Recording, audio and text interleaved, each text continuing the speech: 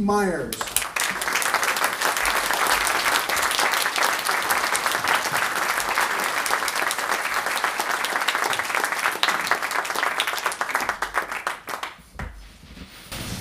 All right. It's very nice to be here. When I left Minnesota, it was minus 10 degrees. So there's a little bit of temperature shock going on, but I'll adjust. Okay, so what am I going to talk about today? Well, that title sort of tells you it. I'm going to give you some criticisms of the way people misuse evolutionary theory, which had me thinking. I was starting to sweat a little bit, you know, with all these things going on in Denmark and so forth, and France. I was afraid that the biology radicals might shoot me or something. So let me just qualify this a little bit. First of all, the title is a little misleading. Adaptationism is the idea that traits have been selected for in nature, okay? I accept that. That's just fine. Lots of things are adaptive and have been selected for in the history of life on Earth. And it's actually a very important component of biological thinking. What I'm really complaining about is this: adaptationist unthinking. People who unthinkingly say, well, it had to be an adaptation, it had to happen because of this. So let me just say that's what I'm against. Adaptationist thinking is fine. There are adaptations. I'm not going to talk too much about them today because I'm focusing on the flip side, things that are not adaptive. And I also have to say that, yes, I do love evolution, right? Okay? I don't want to hear any complaints about that. I actually have recommendations for my love of evolution. So here's what creationists think of me. So look there, Discovery Institute says, I'm among the most prominent Darwinists. They've actually invoked my name in some of their fundraising letters to scare the Christians. Give money to us, or PZ Myers will come and hide under your bed or something. And then, of course, creation science evangelism. That's Eric Hovensgren has probably called me a militant Darwinism atheist. They're not so good in the language, they just kind of string things together, but that's for them. Kent Hovind himself has commented on me. He says, you seem to love to promote your religion of evolutionism in class. Yes, I do. I really do. And of course, Conservapedia's got their opinion. He's really fat. I don't know if anybody here reads Conservative. Yeah, And okay. Brayton is on that same. Oh yes, it's one of the things they've battened on as a clear indictment of biology and evolutionary thinking. Is apparently we're all fat. So screw you, you're fat. That's right. Anyway, that's one thing. So anyway, I've got these people who, you know, these creationists who actually think I'm pretty hot stuff in the evolutionary biology world. They love to tell everyone how awful I am because of that. There's also a flip side to that, though. There's a large group of people who have been rather vigorous in their assault against me. I get email from both sides. I get creationists yelling at me in my inbox. I got these sort of ardent evolutionists yelling at me in my inbox. One example is something I'll talk about today is the Human Biodiversity Group. They're very fond of sending me this, the Cultural Marxist War on Darwinism. I'll talk more about that in a bit too, where they basically say, oh, if you don't accept our views, you're a creationist. So apparently I am a liberal creationist. Okay, go tell the Discovery Institute, okay? I don't care. Anyway, so there's this strong contingent of people who actively argue for a very narrow dogmatic vision of how evolution works. And if you broaden your views a little bit, if you learn a little bit more, all of a sudden you're the enemy. So what I'm going to do today is I'm going to tell you a little bit about the other side of evolution, and I'm going to throw this slide at you. Don't worry about the details. I posted it on my website, so if you go there and you look for that, you'll find these. The views I'm about to express aren't some weird crackpot opinion by me. held by me, a theory that's good because it's mine. No, that what I'm going to be talking about is something that's actually fairly mainstream in the biological community. That if you're knowledgeable about population genetics and evolutionary biology, you're going to be comfortable with what I say today. That it's actually not heretical. And I have to emphasize this. Please don't burn me at the stake for saying this. First, go get all these guys, okay? They're the ones I learned from. Okay, so let me talk a little bit about evolution. I'm going to give you some definitions first because it's a good thing to start with a common foundation of knowledge. So I'm going to give you the standard definitions that come straight from the standard textbook in the field. Go read Evolution. It's sort of the baseline data set for understanding evolution. So a couple of definitions here. First of all, biological evolution is a change in the properties of populations, and populations is important, of organisms that transcend the lifetime of a single individual.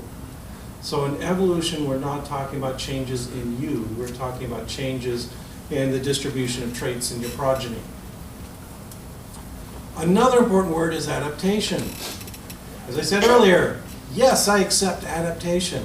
Adaptation happens.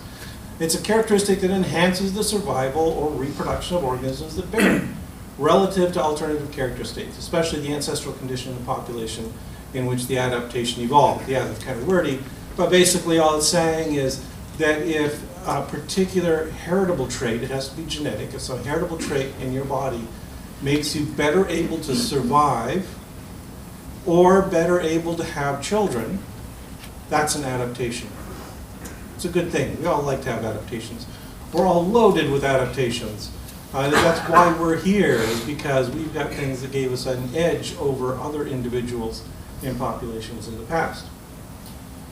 Okay, so evolution and adaptation. Unfortunately, one of the common problems that we encounter teaching this stuff to the public is people think they're one and the same. That evolution is adaptation, that's all there is to it.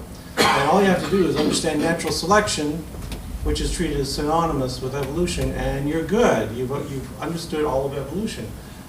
This is very unfortunate because it has led to this idea that evolution is so simple, anyone can understand it.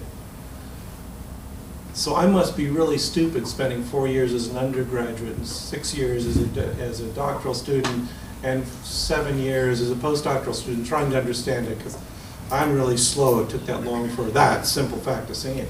But it turns out it's not. It's much more complicated than that. As Futama also says, it's important to recognize that natural selection is not synonymous with evolution. It's not the same thing. Adaptation and natural selection are part of evolution, an important part, but not the whole of evolutionary theory. So as it says here, evolution can occur by other processes, especially genetic drift. He mentions that one. That's probably the dominant force in the history of molecular genetics. That is what's been going on in your genome, is stuff we don't even see.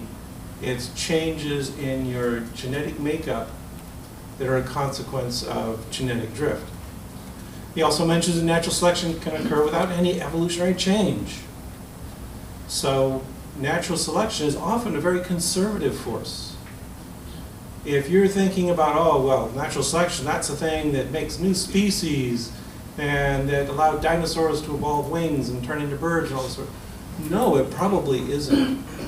Natural selection is conservative. What it does is it tends to, most of it tends to reinforce the status quo. Selection is often a force for stasis rather than change. That other things, like drift, are more important for generating evolutionary novelties. So it's important to understand that. I'm going to cite this guy, Michael Lynch. I'm just curious, who here has heard of Michael Lynch? One person, okay. Two, all right, very good, okay. Yeah, you know, we get a distorted picture of evolutionary biology from the popular press. That, you know, everyone's heard of Richard Dawkins, right? Mm-hmm. Stephen Jay Gould, probably, although he's been dead, so maybe you're forgetting him already. You may have heard of me, for instance. But the really big guns in evolutionary theory are people who sit and quietly do this amazing work and publish it in very technical journals, and then people like me come along and read it and rhapsodize over it and help popularize it. Michael Lynch he's not very good at PR, but he's really good at biology. In fact, I could just tell you, if I wanted to be really lazy, I'd just say, oh yeah, here, I'll give you a copy of Michael Lynch's paper, and you go read it, and then come back and we'll have a discussion section about it, like we were in graduate school or something.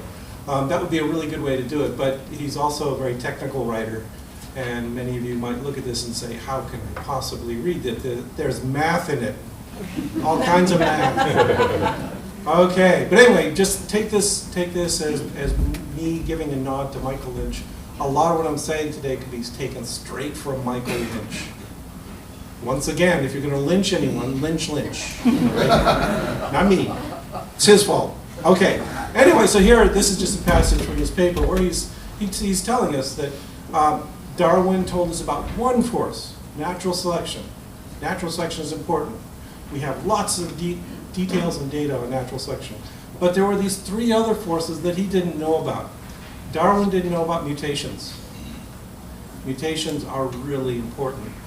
This is the source of novel traits in a population, is random mutation.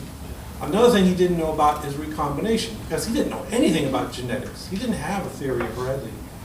And recombination, it turns out to be a really important phenomenon as well. That what we're often doing in evolution, what we're seeing happening, is not necessarily brand new traits emerging, but new combinations of genes that give rise to new phenotypic properties. The emergence of the phenotype, that is what you see in an individual, is a very synergistic process. And so recombination is coming to increasing importance in its role in generating physical, behavioral, all kinds of novelties in organisms. And finally, genetic drift. I'm not going to say a lot about genetic drift. If we wanted, I have a whole other talk on this computer. We could talk for another hour just about genetic drift. But genetic drift is just random change. That what we have is shifts in the frequency of genes by the population over time that have nothing at all to do with selection. The example I like to do is imagine that you are the lucky recipient of some great mutation that makes you marvelous.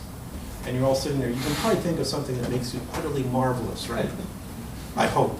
Everyone's got something that's just fantastic about them. And some of that's going to be heritable. What are the odds that if you have a child, that child will inherit it? Well, it turns out it's about 50%. So even if you've got the most amazing trait ever, if you have one child, there's a 50% chance it will just disappear forever. If you have two children, there's a 25% chance it will disappear forever. So basically what we're saying is that most traits are going to be dominated by these chance events. It takes time and a little bit of luck, a lot of luck, for them to be exposed at such a high frequency that we can actually see a selection effect on them. Okay, so now that's the general story, is there's all these other phenomena besides natural selection at work on populations. I'm going to give you a teeny tiny bit of math. Little teeny tiny bit, okay? Don't get mad at me. It's easy math, you'll see. I want to talk about a couple of other concepts that are very important in appreciating what I'm going to say. One is that there's been a lot of work for many years in population genetics. That there are some really famous, well-known people who've contributed a lot to our understanding about this process of evolution. And they also are all fully aware of processes like drift and recombination and so forth. And I just want to introduce a couple of them because they should be known. Who's heard of JBS Haldane? A bunch of you. Yeah, okay. I put a quote from him there. You've probably heard this quote before. You know, the supposed process of acceptance will pass through the usual 4 stages. This is worthless nonsense. This is interesting, but from her point of view, this is true, but quite unimportant. And I always said so. That's the natural course of a scientific theory. He's also famous for that quote about God must have an inordinate fondness for beetles, right? Anyway, J.B.S. Haldane was a machine for turning science into quotable aphorisms. But he was also a genius, and he also did a lot of the mathematical background. And he's going to introduce a concept that's very important that I'll mention next, which is genetic load. Okay, another guy who contributed this whole idea of genetic load is Hermann Mueller, and I bet you very few of you have heard of him, right? Anyone? Oh, you have. Good for you. Anyway, Hermann Mueller was another brilliant guy, Nobel Prize winner, worked in Thomas Hunt Morgan's lab. What he's most famous for is he's the guy who came up with this idea of using radiation to induce mutations. So I like this picture because it shows him there with his little, this is apparatus for zapping flies and other creatures with radiation and creating monsters in the lab. That's my ideal scientist, is somebody really good at creating monsters in the lab. But anyway, he also did a lot of quantitative population genetics, and he's also contributing to this idea of genetic load. And finally, down there at the bottom, I bet you more of you have heard of Theodosius Dobzhansky. He's the guy who said nothing in biology makes sense except in the light of evolution. But he was also another important guy in defining the foundations of population genetics, which he gives credit here to people like Mendel and Morgan and Haldane and Wright and Fisher. What I want to emphasize by putting these people up here is that a lot of evolutionary biology is mathematical. And that, as Dobzhansky says down here, it's been pushed by people whose main research equipment was paper and ink rather than microscopes, experimental fields, Drosophila bottles, or mouse cages. That a lot of what I'm going to talk about here is theoretical, and it's important. Saying something is theoretical is not saying it was a guess, right? You all know this, I'm sure of that. What it means is that there's a sound foundation, a mathematical foundation to it. Okay, so let me introduce you to the first concept, and this is this important idea of genetic load. See, it's not that much math. Okay. What this is an equation that was developed first by Haldane and then refined quite a bit by Mueller, and later, much more work was done by Dobzhansky on this. What he's saying is, the mean fitness of a population is determined by two parameters. One is the mutation rate. Now, why is the mutation rate important? Because, imagine that you have a very high mutation rate. Let's imagine we're all perfect people, right? We're all flawless. We are the optimum. It's mostly true, I'm sure. But then we have children. If there's a mutation rate, every mutation is more likely to make them inferior, right? Because most mutations are going to be deleterious or neutral. This is also a difficult concept to grasp, but if you imagine that you have a child who's superior to you, what that child has just done is made everybody in the population a little bit obsolete. So there's a cost of mutation. It penalizes the population to have mutations occur. Now, the other factor here is N, which is just the number of genes in the genome. Number of loci, whatever. So anyway, what you've got here is a population. You've got a bunch of genes in your genome, and they're mutating at some rate. Typically, it's roughly 1 in 10 to the 10th replication events per nucleotide induces an error. So it's a really low rate. But there's a lot of genes, right? And having more genes increases the problem. So that N, notice it's an exponent. And you know about exponential factors, right? It does this. It just skyrockets as it gets higher and higher. And what this is telling us is because the number of genes is an exponent, there's this constantly escalating cost of adding genes to the genome. And in the 1930s, Haldane worked this stuff out. And he estimated at that time that the number of genes in an individual, in a population like ours, in human beings, had to be somewhere between 10 and 30,000. That if it were more, that cost is skyrocketing. So this cost represents the number of extra children you have to have in order to replace the entire population. So nominally you'd say, okay, well, everyone just has to have 2 kids, right? Each pair of parents has 2 kids. We've got this, then we're fine, but we've got a stable population. What this equation says is, no, that's not true, because there is this mutation rate that's causing problems. You know, every once in a while you'll have a child that's mutant and is not going to succeed as well. And we can actually estimate the average number of children we need to have per couple in order to keep the population stable. And if we've got about 20,000 genes, that number happens to be about 2.2. So on average, each couple has to have 2.2 kids, then the population is stable.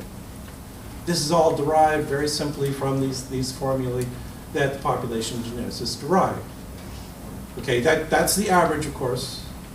That means if you don't have any children, you have not let the species down. It's okay. Because there's always the Duggars making up for it. So there's this variation. But anyway, back in the 1930s, they estimated, yeah, the number of genes in human beings is roughly 20,000 probably. Couldn't be more than 30,000, because if it were much higher, we would be suffering terribly, and we'd have to have thousands of children each in order to replace our population. Okay, this is kind of important to know because some of you may know that a number of years ago at the Human Genome Project, there was quite a bit of noise about how they estimated, oh, there's 100,000 genes, oh, there's 200,000 genes. And they started selling patents on genes before they, you know, there was chaos going on. And so there's this myth going around that scientists had no idea how many genes were present in humans. It's not true. We had a rough idea. When I was taking biology in the 70s, my genetics professor told me flat out, yeah, there's about 20,000 genes in human beings. So this number's been around for quite a while. Anyway, we'll come back to this whole idea of genetic load and the limits on the number of genes that are present in a human being. All right, now I want to mention two more people who were in the news recently. Who's heard of the Crawford Prize? All right, some of you are up to date on this stuff. Yeah, the Crawford Prize is a big deal. You've all heard of the Nobel Prize, right? A number of years ago, a Swedish industrial said, wait a minute, Nobel Prize is so out of date. It's got just a few, it's only got 3 fields. And they said, we're going to add a new prize to supplement that will go to these other fields that have been neglected by the Nobel. And we're going to throw money at these people and reward them for their great work. It's actually a prize that's pretty much close to the prestige of the Nobel Prize. It's a very great prize. And this year, the 2 winners were Richard Lewontin and Tomoko Ota. And these are 2 very influential scientists as well. Richard Lewontin did his best work in the 1960s, where what he was doing is looking at, for the first time, the amount of variation in populations. This was something we didn't know how to do before. So he pioneered these new techniques that let him ask, okay, how much genetic variation exists in a population? Is everybody really different from each other? Are they mostly the same, or just a few genetic differences? He's the guy who first started quantifying those differences in individual populations. And as said here, this number is not from his work, but it's from the Genome Project, where we've actually sequenced them. 2 unrelated human beings differ by about 3 million distinct DNA variants. So there's a lot of variation out there. So that means if we sequenced my genome and a random person here, assuming we're not related, which is probably true, there would be about 3 million bases different. And that's true if we take that same person and compare them to somebody else, and this one, that, and so forth. That there's this huge amount of variation just simmering below the surface, which, again, makes kind of a bit of sense, right? Because look around this room. You guys all look really weird. You're all different. You don't look like me at all. How could that be? Well, that's because the species has all this accumulated variation.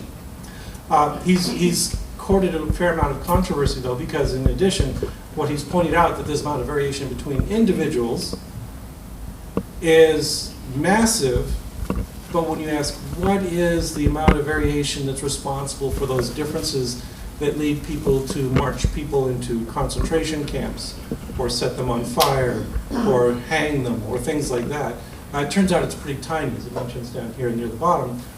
There's a small number of genetic traits, things like skin color and hair form and nose shape, which we all sort of unthinkingly use to recognize characteristics of race, actually represent a pretty tiny amount of the significant variation in the population. It's recognizable because they tend to be coherent. That is, if you find somebody with dark skin, he's likely to have curly hair and brown eyes, for instance. You find somebody with straight hair, straight brown hair, or red hair, is likely to have pale skin. So you can use these to sort of assemble an image of races. But he's making the point that no, there's so much other variation going on that's so much more important and so much more interesting. It's silly to get hung up on these traits that are really contingent properties of your recent ancestry. Okay, so that's one thing. Lots of variation in populations. The other person I got to mention here is Tomoko Oda, who's really well known. I got to know her work in the 1970s, so she's been around for a while. And she's another of those quiet, influential scientists that doesn't do a lot of PR work, doesn't write popular books. I would love to tell you that here's a book you could read by Tomoko Oda, but no, she's got all these mathematical papers in population genetics, and it takes a little bit of work to work through them. Anyway, Oda is the founder of this theory called nearly neutral theory, which neatly explains why Lewontin could see so much variation in population. And what she said is, that most mutations have small effect. Some mutations are deleterious and others have benefits, but they're small effect and they're invisible to natural selection. So they just accumulate. Both deleterious and advantageous mutations will accumulate, as long as they're slightly deleterious. And she came up with a formula to describe something about the properties of a trait that determine whether selection is important in it. And so that's what this formula is right here, where S is the selection coefficient and N sub E is the effective population size.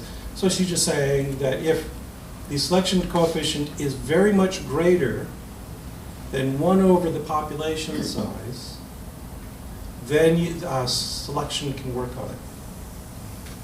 It's invisible in other cases. So selection works best in large populations with a low mutation rate. So we need a very large population for selection to be very effective. And in small populations with high mutation rates, their traits are dominated by chance, which is kind of a shocking thing to many scientists, because what it means is that here we are, we got to have some perspective here. Human beings represent a small population, right? You knew this. We aren't that numerous, strictly speaking. There's over 7 billion of us on the planet, but there are many more bacteria than that in each one of your guts. So when we talk about large populations, we're talking about bacteria, we're talking about fruit flies, we're talking about prolific species like that. Human beings don't fit. And what she's basically saying is that when you look at a population like ours, most of the variation in that population is going to be determined by chance, not selection. I know, isn't that terrible? You thought you'd been refined by millennia of selection to be the pinnacle of creation at this point. And I'm sorry, a lot of what there is about you is just sort of random variation. That explains why I look this way. Darn. Okay, anyway. So anyway, that's a quick tour of some things that are often neglected when people think about evolution. Everyone thinks natural selection, but they don't think about these other things, which are probably even more important. So let me give you a summary, just a summary of these indisputable facts about evolution. These are things that evolutionary biologists do not argue about anymore. They're just the facts. So first of all, evolution is more than just selection. It includes mutation, recombination, and drift. If you're going to talk about evolution, you've got to take all 4 of those traits, those characters, those processes into account. Also, natural selection has a cost. Think about it this way. If natural selection is going to work, that means the inferior individuals have to be less successful, have to die, than the superior individuals. And when you look at the population as a whole, that means there's a cost. that having a super duper mutation take over in the population can only occur if the inferior individuals are dying and being replaced. So that puts an upper bound on the number of elements subject to selection. Populations have lots of genetic variation. This is actually cool and exciting and fun stuff. It makes looking at human genomes and the genomes of other species really interesting. But most of that variation is neutral or nearly neutral. It's not large enough to have a significant selective effect. So just take joy in all this weirdness in your genomes. That's just random variation, mostly. And mutations that have small effect are invisible to selection. So yeah, you may be thinking, man, that Myers guy has the most beautiful nose I have ever seen. You'd be right. But it's only slightly prettier than your nose. Only slightly. And when you get right down to it, it probably wasn't a big factor in my childbearing. Okay? I didn't have children because my nose is so beautiful. It's a whole constellation of traits that made me attractive to one particular woman. Same with you guys. It's all, there's things about you that are unique and special, lots that's just random, and most of these things really don't shape your life that much. Okay, which gets me to the problems. Let's talk about some of the problems out there in the popular culture. And I'm going to give you 3 examples of people who don't seem to understand these basic properties that you now have mastered. You're smarter than these people. It's a good thing. So there's three things I've encountered that cause a problem. One is there's a movement called human biological diversity. That's the nice name for it. You also hear it sometimes called the Dark Enlightenment. There's a bunch of variants of this. And what this is basically a collection of racists who have adopted biology as an excuse to tout their superiority. You may have heard of the Bell curve by Murray and Herrnstein. It's basically an adaptationist tract that says, yeah, black people are different, and they've been selected to be that way. In the 19th century, they would have been arguing, well, yeah, black people are servile because they're genetically determined to be servile, so they have to be slaves. We've gone beyond that, but now it's just, oh, they're just not as smart, they don't do as well at school. That's that kind of thing, and they use biology to argue for this. Okay, so that's one thing I'll mention, human biological diversity. The other is the one that gets me a lot of hate mail. I'm not a fan of evolutionary psychology. Evolutionary psychology has some serious flaws that I'll get into.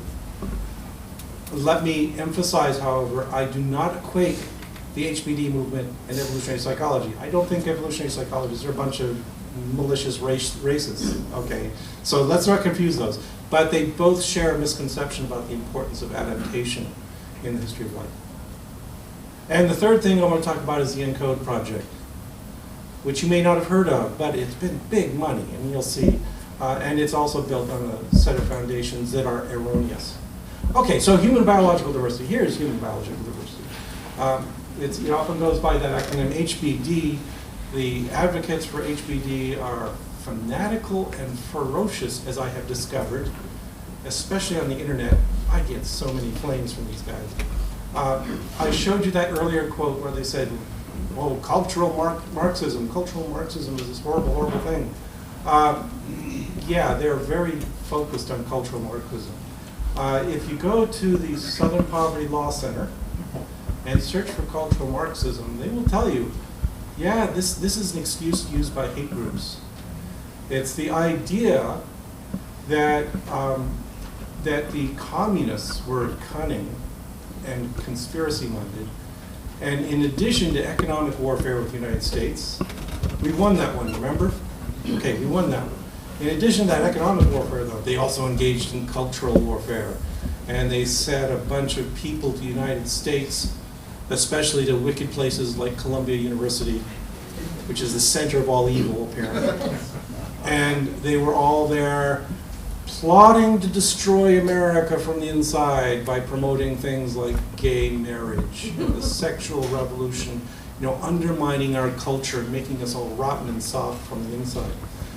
It's really a cover for these ideas. It's anti-feminist. Okay, women have their role, they must stick to it. And as this one shows, it's quite blatantly racist. Cultural Marxism is about white dispossession. Let's put them out of their jobs.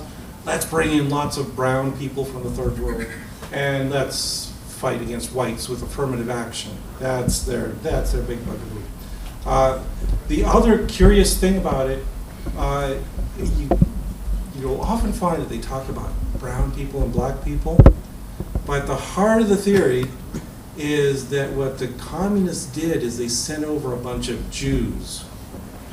And it's all the Jews. I mean, seriously, Jews everywhere. They're running the whole show. And that it's the Jews who are responsible for undermining the fabric of American life. It's terrible stuff. Anyway, you might run into this every once in a while, and they love to throw out the idea that the reason things are the way they are is because biology shaped them that way. That Jews are inferior because they've been shaped by genetics to be sneaky and cunning and all this sort of stuff. And meanwhile, black people have been shaped to be shiftless and late. They just throw out all the stereotypes that you would say, this is all has a biological basis. And it's got some credibility, shamefully. I mentioned the bell curve, which is basically Republicans' version of the racist tract. But there's been some other stuff coming out lately. So for example, I'll point out this one. You may have heard of Nicholas Wade, the science writer, former science writer for the New York Times, came out with a book called A Troublesome Inheritance, in which he makes this argument that every race has its specific role that's shaped by adaptation. And so there's a quote for him there that's just kind of shocking. So populations that live at high altitudes like Tibetans represent another adaptation of extreme environments, just like the Jews. Okay, they're adapted to capitalism. You read this stuff and you kind of gasp. Seriously?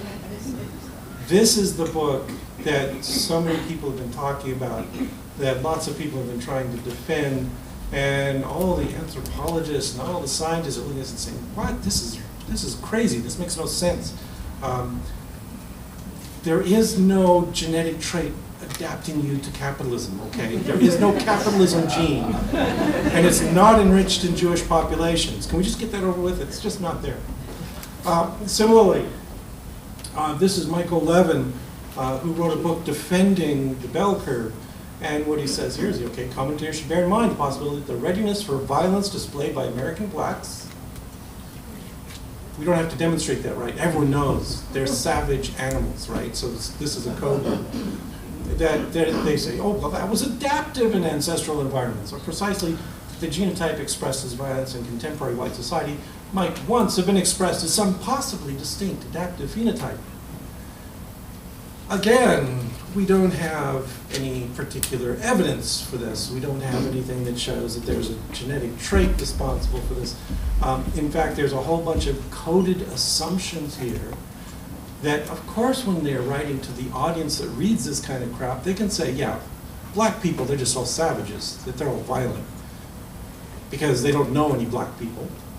And they also kind of overlook the fact that, if you want to know anybody who's killed a lot of people recently, it's George W. Bush, who, as near as I can tell, is pretty white.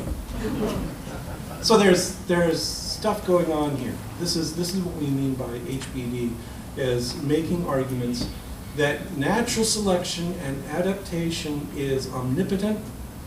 Therefore, if you've got some trait, it's because there was selection for it. As I just told you, most of the traits in human beings are probably a result of chance. The ones that make us unique from one another. Not things like having 2 legs and 2 arms. Those are adaptations. Those are traits from history. But other things, they're working on that. Now, as I said, I want to talk about evolutionary psychology a little bit. But I got to make this segue because I don't want you to think I'm accusing evolutionary psychologists of being racist like these guys, all right? They're not. I think a lot of evolutionary psychologists are very well-meaning. They're just wrong. Okay, so let's talk about evolutionary psychology. What is it? Well, Tooby and Cosmides are the 2 people who are thought to have been most likely to have been the founders of the whole evolutionary psychology movement. And up there at the top, you say, this is their definition. It's simply psychology that is informed by biology, by evolutionary biology. Just want to say, we want to bring these two fields together, which I think is a commendable thing to do. Minds are biological products of a biological organ. And clearly, there's a relationship between psychology and biology. And we would only know more and be better at our science if we brought those two fields together more tightly. Unfortunately, what you find in the implementation of evolutionary psychology is this kind of thing, where it's just bizarre, where what they do is impose a lot of adaptive explanations on behavior. Many different adaptive explanations, and they're not all valid. So let's forget about Tubi and Cosmides. They've got their own axe to grind, right? So let's go find somebody else with a different axe. Here's the Internet Encyclopedia of Philosophy. I will first say, yeah, I tell all my students, encyclopedias are bad and Internet encyclopedias are worse. But let's just take it for a moment. Let's go with the flow. This is their definition of evolutionary psychology. And notice what it says. It's a narrowly circumscribed adaptationist research program. Cognitive mechanisms are supposed to be adaptations. Adaptations are traits present today because in the past they helped our ancestors to solve recurrent adaptive problems. You read this definition and it's just thick with adaptation everywhere, which would be fine if all those adaptations were demonstrated. There's kind of a glib tendency to just assume that if you say something's there, it must have been adapted. Okay, but like I said, this is an Internet encyclopedia. You don't have to read this. You can also go to various sites dedicated to evolutionary psychology by evolutionary psychologists. There's one at UC Santa Barbara that's probably the most popular one. It's an evolutionary psychology FAQ, and it's really long. It goes on and on. One other thing I've discovered is evolutionary psychologists tend to be extremely wordy. It goes on, and rather than dumping it all on me, this is a small portion of it, and what I did is I searched for the word adapt. And it's like there's just this wall. Every sentence talks about adaptations, adaptive, this is an adaptation, we adapted this way. It's the fundamental heart of the whole premise of evolutionary psychology is that everything is an adaptation, and therefore all we have to do is figure out the forces that generated this adaptation when we understand evolutionary history of human beings, which is interesting. Okay, there's problems there. Not everything is an adaptation, which you already know, right? It's burned in your brains.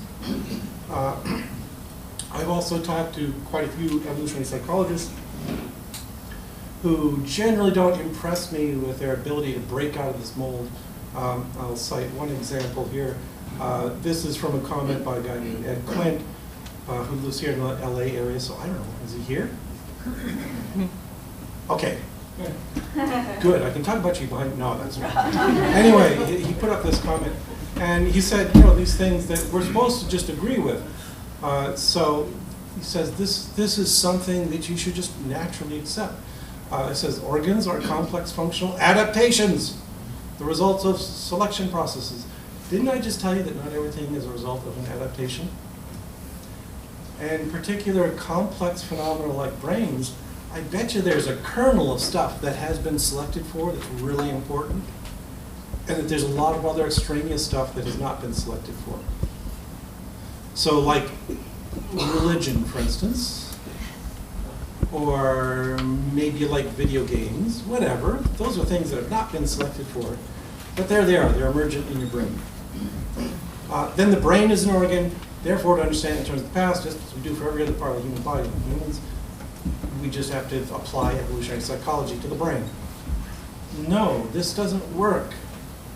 That reliance on adaptations is what's screwing you up. I'll quote another source here. This is a guy named Russell Gray at the University of Auckland, who's written a really good paper dissecting evolutionary psychology. And he's arguing that, yeah, the kind of stuff that Clint was just saying, and that in that previous slide, that would be a good explanatory strategy if there were 3 criteria that were commonly satisfied. One is that all traits were adaptations. I just told you, no, they're not. Not all traits were adaptations. The traits to be given an adaptive explanation could be easily characterized. There's a whole bunch of phenomena in the mind that are not simple and discrete. We all know this. Brains are really complicated. Why do you do things that you do? You can't simply say, well, gene X makes me do this thing. No, that's simply not true. And it would also be the case of plausible adaptive explanations were difficult to come by. They're not. One other scientist has said that the only constraint on this is the creativity of the person coming up with the explanations and the gullibility of the audience listening to them. And both of those are in great supply. Not here, though. This is not a gullibility. Anyway, so he's saying if this criteria applied, then you could have plausible adaptive explanations of a trait, and they would have a high probability of being correct. But none of those 3 are correct. Every single one of them is false, which means that evolutionary psychology fails. Gray also has this wonderful quote down here. There's nothing wrong in principle of taking an evolutionary approach to human behavior and cognition. I would agree with that too. In practice, however, the impoverished view of evolution and psychology adapted by many evolutionary psychologists and the weakness of their empirical science is frankly rather embarrassing. You know, it's not that I have some predisposition against the idea that minds are a product of biology or that evolution has affected how our brains work. It's this adaptationist approach that they take, which is invalid and is not going to give you the right answers. Okay, there's another aspect of evolutionary psychology that I will not get into. I'll just mention it briefly. Those of you who follow Rebecca Watson know she's done a really good job of showing this, that most of the work done by evolutionary psychologists is crap, right? There, you know, as that previous slide, you know, studies speculating that shopping is somehow selected for in women, but not men, and is maintained as a trait in half the, you know, there's bizarre things like this. And it seems like half the stuff I read about evolutionary psychology is this. Yeah, male mate preferences. Basically, it's, I like boobies, and I think science proves that that's right. No, thank you. You know, there are some interesting things going on with sexual attraction, but you're not going to get at them by taking the evolutionary psychology approach and assuming that everything is adaptive. There's interesting things going on. Let's not delimit the world to this very narrow and often inappropriate scope. Okay, one last thing. Let me talk about this last thing. This one many of you may not have heard of. I know many of you have heard of evolutionary psychology, but Encode is a massively well-funded project by the NIH and other granting agencies. It's a worldwide effort to make a completely annotated understanding of the human genome. Let's go through all 3 billion bases. Let's find out what each piece does. Let's have a label attached to it. So we can say, oh, this bit's responsible for that, this bit does this bit binds to this protein, this other bit generates this protein. It's a commendable goal, and they actually have a lot of good data. So it's not a total waste, okay? It's got some really useful stuff buried in there, but it's got a problem. Okay, first problem. Here's the numbers. This is a breakdown of the various things that they're studying. And first problem is right there. They have claimed that 80% of the human genome is functional. In fact, they've gone further. They've said, so far we've found functions for 80% of it. The other 20% will be coming along any day. Pretty soon we'll be able to say the human genome is 100% functional. Every single nucleotide does something. I can tell you the creationists love this. I was at a debate in Fargo the other night, and they trotted this number out at me and said, yeah, the human genome is all functional, which is what you'd expect if God designed it for its purpose. The other number on here that I think is really important is that one down there. $288 million was sunk into this project as of last year sometime. That's a big number. You know, if we put this in perspective, evolutionary psychology's got nowhere near that kind of funding, right? Evolutionary psychology gets piddling little bits of funding from NSF and so forth. They don't get these massive infusions of cash like this. So this is huge. A gigantic effort. Now, as I said, the problem is that first number, that 80%. And these are quotes right from the paper in Nature that was published on this, that they claim to have enabled assign functions to 80% of the genome. At least 80% has some biochemical RNA or chromatin associated event. This is all garbage. What this means is that they have identified the fact that a protein has bound to a piece of DNA at some point for some length of time. Therefore, it's functional. This is not how it works, okay?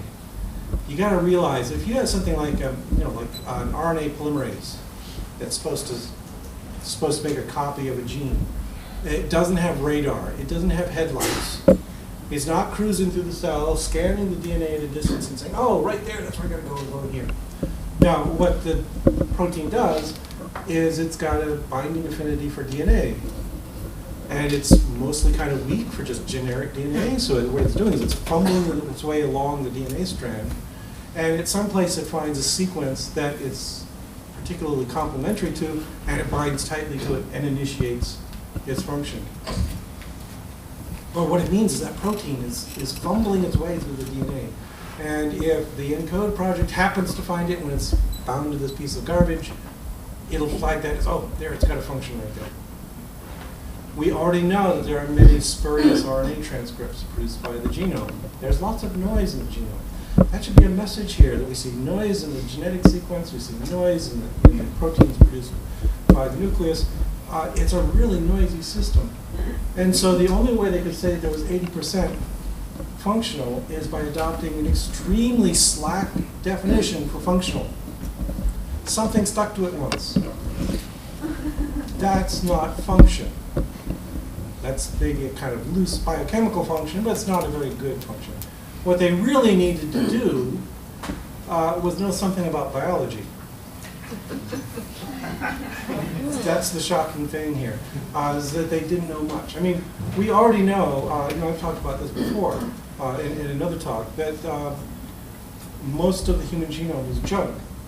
One reason we know this is not because we're ignorant, that we don't know. What does that piece do? It's that large pieces of it, we do know what they do. So like this says, 45% of it is known parasitic DNA, things like lines and signs, sequences that we know exactly what they do. They're not contributing to the health and welfare of the individual possessing them. They're basically selfish genes that are working in the genome. 10% is structural DNA, things like repetitive sequences at the ends and at the centromeres. And about 5% is functional. That includes both the protein coding regions and regulatory regions. And yeah, there's a big chunk. If you add those up, that's about 60% accounted for right there. There's other parts, and yeah, maybe we'll find more function. And we do every once in a while. We find some new function for some of this stretch of DNA, which is what we'd expect. But we knew right before the Encode project started that most of it was not going to be functional. That finding something that bound to a line sequence is totally unsurprising. You wouldn't expect that to happen. The other thing is that there's this assumption that our genomes are well adapted and do all these wonderful things for us. And I got to show you this hilarious graph. Yes, you're all laughing so hard, I can tell. It's hilarious. Anyway, what this is a graph of, as it says over there on the left, the percent of DNA not coding for protein. So it's looking at all that stuff other than that 5% I mentioned a moment ago, and quantifying it and then producing this terrible chart, which is basically lying to you. This is a marvelous chart for demonstrating the selective use of data. Because this isn't true. They picked a few examples that fit this curve and put humans at the peak. But that's not the way it works. If you extended this data a little bit, for instance, you would find that ferns have roughly 100 times as much DNA as we do. Most of it junk. So clearly, we need to put ferns over here, off the chart. If you look at salamanders, salamanders are often polyploid. They have huge amounts of repetitive code, much more than we do. They'd have to be way off the chart here too. And you know, it's got one cell eukaryotes over there, way down at the bottom. That's really misleading because things like amoebae have far more DNA than we do. Okay, this actually has a name. It's now recognized in the literature. It's called the dog's ass plot.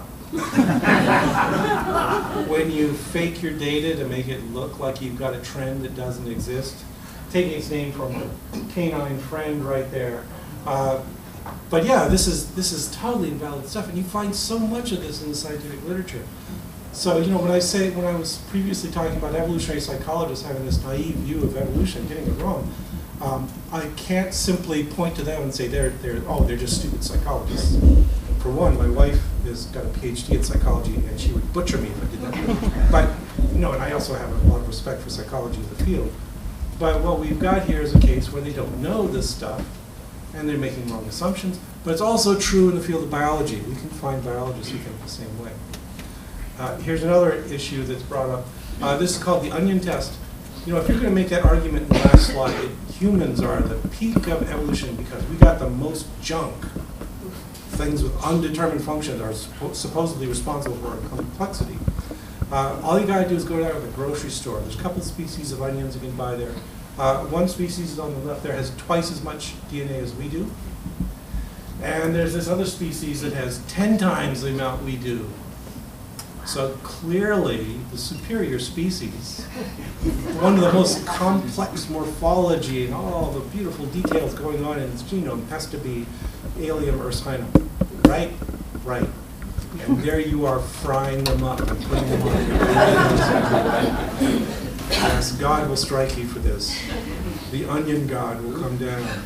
Okay, so anyway, any explanation for junk DNA must explain why these two species of onion have differing amounts of it, and why they need so much more of it than humans do, and you don't get to put them on a dog's ass plot and pretend, oh, these are superior.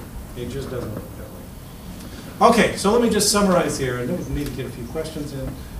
So my message here is what happens when you ignore the lessons of evolutionary biology, when you don't know them in the first place? Well, HBD is what you get when racists take over, and they start mangling evolutionary purpose for theory for nefarious purposes to justify the status quo. Evolutionary psychology is what you get when psychologists apply a cartoon version of evolutionary theory, when they leave out 3 of the 4 important components of evolution and argue strictly from adaptation. And finally, Encode is what you get when informatics technicians forget that nothing in biology makes sense except in the light of evolution. Dobzhansky did not say nothing in biology makes sense except in the light of natural selection. He said evolution, and evolution is something much broader and much more important than is made out there. Of course, you could also argue that if ignorance of evolution will get you $288 million, maybe it's not so bad. Okay, so anyway, bottom line, right there at the bottom. Evolutionary theory is more rigorous and complex than most people assume, and it's not just a collection of adaptationist stories. I would tell any of you who are aspiring to a career in evolutionary biology, the first thing you better do is master mathematics. It's a very rigorous, very demanding field that has high expectations for what you will know when you go into it. You don't get to just make up stories like an evolutionary psychologist. Okay, I'll stop there. Any questions?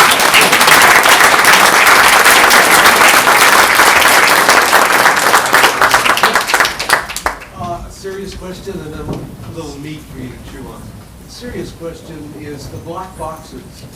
You know, starting off with Fisher, the statistical models are really black boxes because you don't know what's going on in the box. So causality is very difficult to attribute. Pleiotropy and redundancy are working in those black boxes. And when you try to extract something like a model out of the black box that will be predictive, how do you account for those? Okay, that's another of those complications I did not talk about here. And the funny question, yes, Paul, so you can do means. Oh, okay. All right. Well, first I'll take care of the serious one. Well, I won't take care of it, but I'll make excuses for it.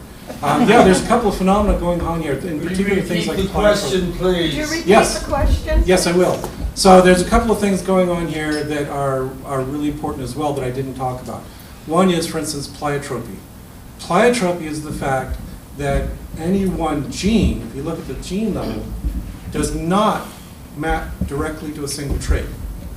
It actually affects a great many traits. That those genes have a very reduced value that does a lot of different things, and you can't simply say, well, here's a gene for my beautiful nose, right? That doesn't exist. What there are genes that affect cell tissue migration, that adhesivity, that affect the timing of things, all these complicated things coming together. And what it means is that you can't simply start with a trait and then say, I'm going to just work backwards from this trait and discover the genetic history of it. It won't work. Furthermore, that what you find is that many traits have a very complex pattern of expression. One example I love to use is this work by Thomas Elkins from many years ago, who was working in Corey Goodman's lab at Stanford. And they had this goal. They were going to go through and they were going to mutagenize every single gene that they had and find what the effect of that mutation was, and then work out what it did. So, they started mutagenizing these. They found all these mutants. They found, for instance, genes that are expressed in the nervous system in interesting ways. They're expressed in just a subset of the nervous system. That's got to be important, right? It's only expressed in this one pathway. What if we knock it out? They knocked it out and nothing happened. They did this a lot. They knocked out a whole bunch of genes, one by one. They did nothing. They could see no effect.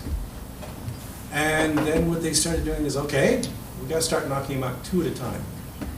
And in one case, they found that they knocked out this one gene that was expressed in a narrow subset of neurons, and they knocked out simultaneously this other gene that was a proto-oncogene. Poof. Then those pathways did not form. What it meant is that in order to dissect the trait that they could see, the observable pattern of neurons, it was going to be a combinatorial thing. They're going to have to work through step by step by multiple combinations. And I think they kind of discontinued the project at that point. When they started realizing, well, we're going to have to multiply the number of genes times the number of genes to get the effects with two traits at once, and then multiply those again to get three. Oh, it's going to be impossible. It's another one of those combinatorial problems that we just got to miss. So that's another issue, is we simply can't do that. Okay, and then his other question was about means. What about redundancy? Oh, redundancy. Yes, that's another issue, is that many genes are redundant. And sometimes they do have a function, and they do have an adaptive function. So for instance, the genes responsible for ribosomes in flies, they have 130 copies of it. Okay, wow, that's pretty impressive. And that's because every cell needs lots of copies of ribosomes in order to do their function.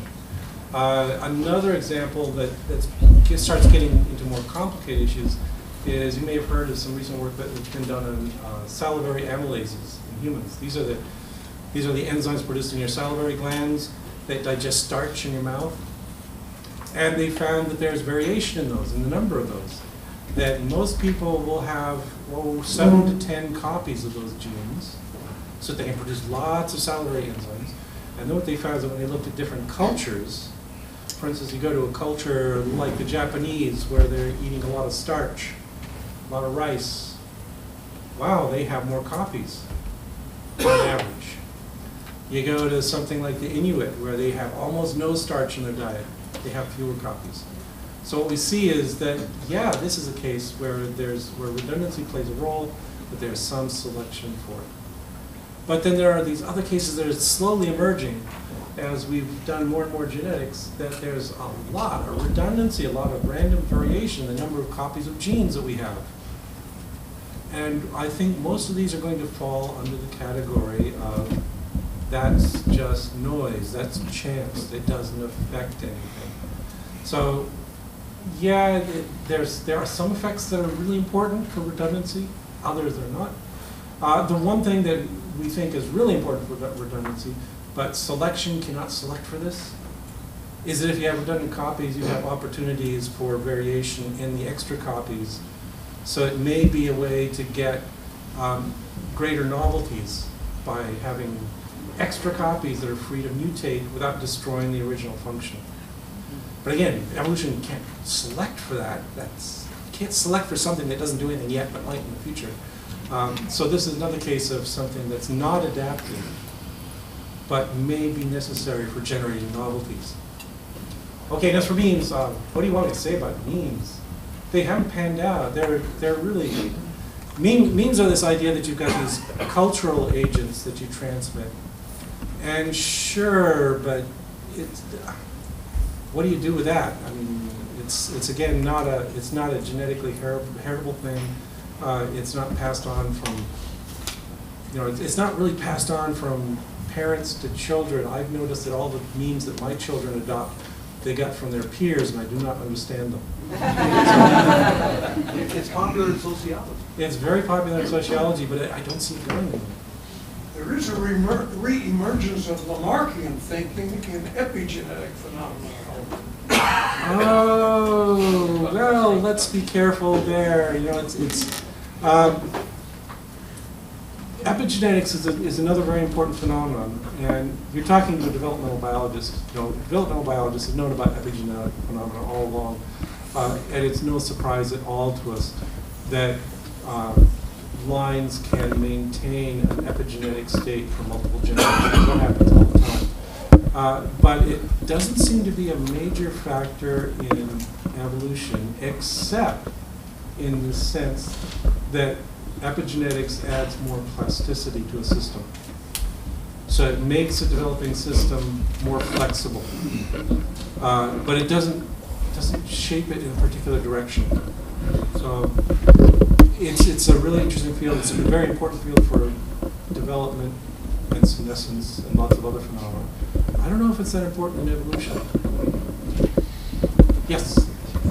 You mentioned evolution was more than selection. It includes mutation, recombination, and drift.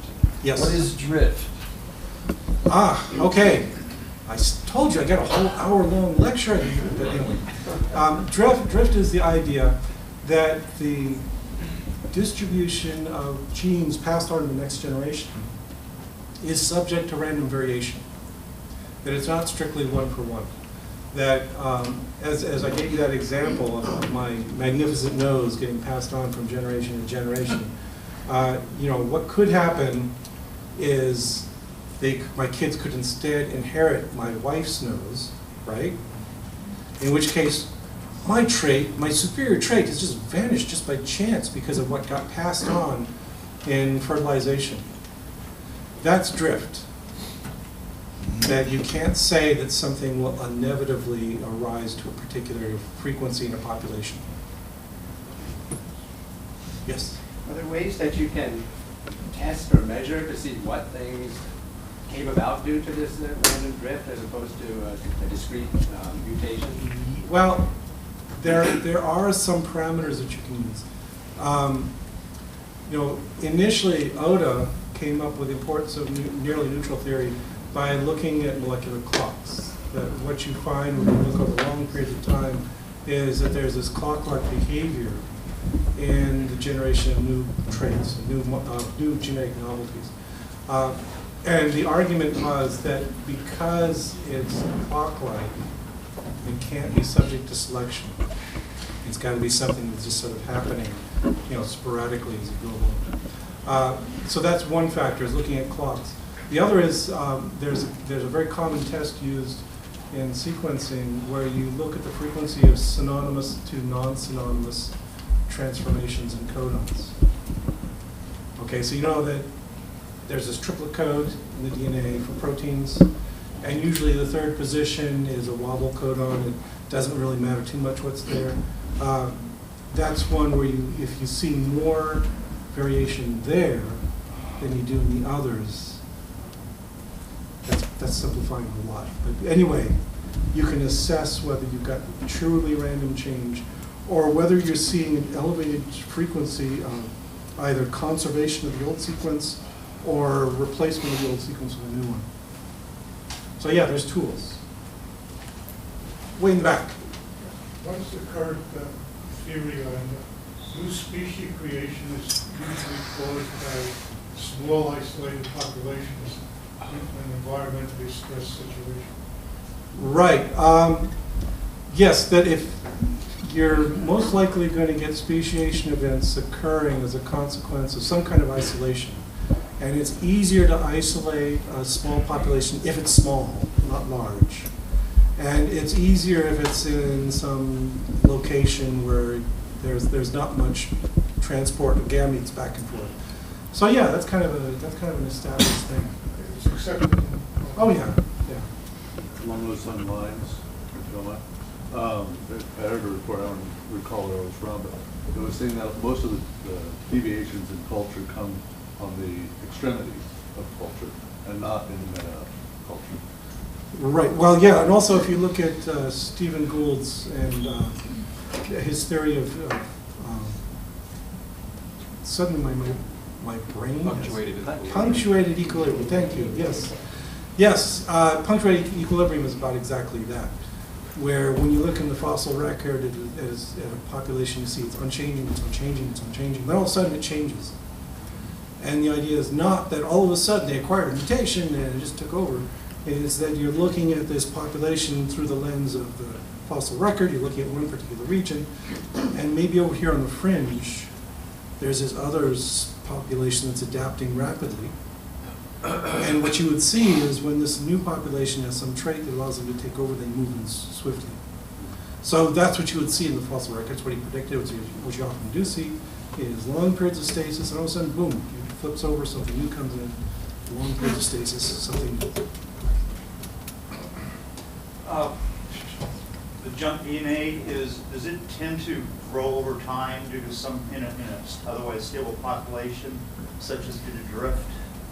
Does it tend to grow over time? Yes, but then of course there are also processes that delete it. So it's this jumbled. But yeah, there's a whole bunch of simple genetic mechanisms that produce it. So for instance, I mentioned redundancy a little while ago and duplication of genes. Most often what will happen is you duplicate a gene, it makes an extra copy over there, and at some point one of the two copies acquires a mutational hit and it's gone. It's called a pseudogene then, and it slowly decays into the background. So that's a case where you've increased the noise in the system, unless it finds some rescuing purpose and having an extra copy. So yeah, there's lots of things that will increase that redundancy. And then of course there are deletions that shed them. So over here, yes, back. We seem to be used to by now in America of the misuse of science of some elements. What is the worldview about this American misuse of evolutionary biology? And is there somewhere where the Europeans or somebody else have sort of sorted it out where we could read about it, the comparisons? No. As I mentioned, Encode is an international study. Ewan Burney, the guy quoted there, is British. So it's everywhere. It's really a consequence, I think, of the fact that evolutionary biology has gotten so complex. You've got to be a specialist to really understand it all nowadays. So there's no way to make it simpler. What we need to do is have better education. Yes, our children in 6th grade ought to learn Fisher and Wright. Okay, you had a question? Yes. I'm a little fuzzy on the concept of recombination, and so if you could expand on that a little, and also if there are any books you would recommend that explain more about non-adaptive forces of adaptation. Oh, those non-adaptive forces are not so popular. People love the pat answers, so that's a harder one to find. I recommend to a lot of people who are ready for it, Mary Jane West Everhart's Developmental Plasticity and Evolution. It's not a light read. It's really, but you're fine with that. That one goes really the depth on the challenges. Otherwise, I mentioned Michael Lynch. Look up some of his review papers on that. And then what was the other question? Oh, if you could. Oh, recombination. Yes, because physical traits, the phenotype, is a consequence of the activity of multiple genes. Often what you'll find is really important in evolution is that somebody acquires not necessarily a brand new gene or new allele, but they acquire it in combination with another one so that they can interact with one another and do interesting, complicated things. You'll often hear the concept of a haplotype, which is a concordant set of alleles present on a chromosome. That's important. Basic genetics, you learn about inversions. What inversions do is suppress crossing over. So if you've got a favorable combination of alleles, you will sometimes find that species acquire an inversion to suppress breaking up those combinations. There's all kinds of phenomena like that. So it's a consequence of the fact that, as I mentioned, there's no one-to-one mapping of genes to traits. So collections of genes that give an interesting phenotype can be selected for. But it's not transfer of a gene from one organism to another, one type of organism to another. You talk about horizontal gene transfer. That's different. But yeah, that's when I think about horizontal gene transfer, which is how genes can jump from one species to another, I think of that more as a mutational event.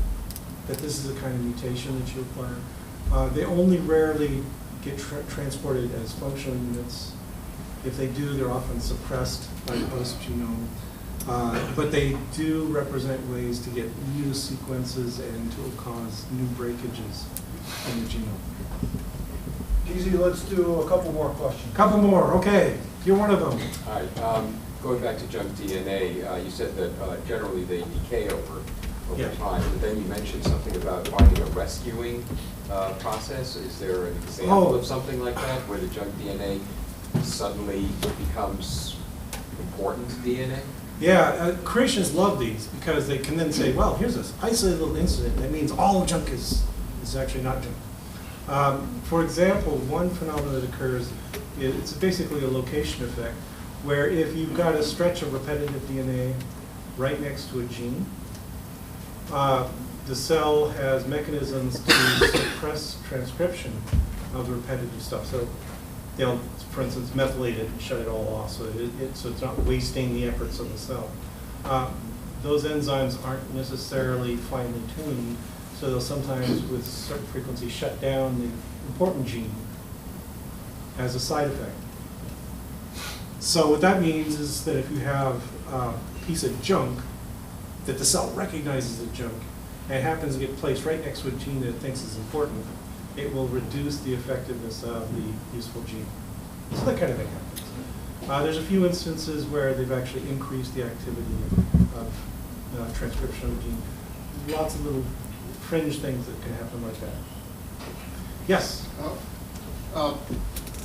In that listing of adaptive, there's a bunch of studies. Yes, I think Lynch has study about the effect of female orgasm. Is that has an effect on the adaptation? Oh, actually, that's a book. Okay. It's Elizabeth Lloyd. It's one of my favorite books. Not because of the subject. I should mention I've actually co-authored a paper with Elizabeth. But what it is a good example of philosophical logic. What she did is looked at female orgasms and the many excuses that are out there for them. Some people say females have orgasms because it promotes bonding. There are hypotheses that the female orgasm, this is called the dip and suck explanation. It makes the cervix bob up and down in the pool of semen and suck up more gametes. There's a whole bunch of explanations like that. And Elizabeth Lloyd did a very thorough analysis of all these studies and found that none of them worked. That they were all completely invalid. And what she endorses, what I endorse with her, is my product theory, which says it's chance. Why do women have orgasms? This is not a slight against them. It's not saying they're bad, but women have orgasms because men do. that it's essential for reproductive function for men to have them, but not for women to have them. And as I've been making the case, evolution is not so all-powerful that it will simply weed out something because it's not useful. Instead, what will happen is evolution will work so that something useful is found about it, right? I think it's wonderful that women have orgasms. They think so too, I'm sure they do. But it's probably not because natural selection adapted them for it. It's just something, yeah, it's a little bonus that comes along. You know, it's like male nipples. Yes, if you know the right person,